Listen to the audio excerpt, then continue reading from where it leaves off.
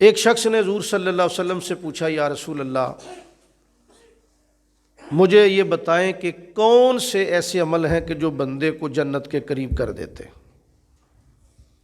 سرکار نے فرمایا دو چیزیں ایسی ہیں جو بندے کو جنت کے قریب کر دیتی ہیں، اور دو چیزیں ایسی ہیں کہ جو بندے کو جہنم کے قریب کر دیتی ہیں۔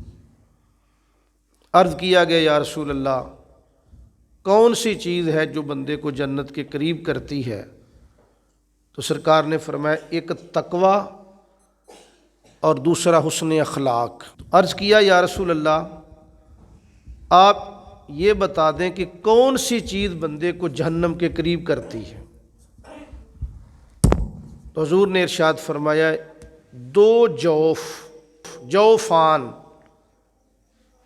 مطلب حضور کا یہ تھا کہ ایک منہ، دوسرا بندے کی شرمگاہ، یہ دو ایسی چیزیں ہیں کہ جو بندے کو جہنم کے قریب کر دیتی ہیں۔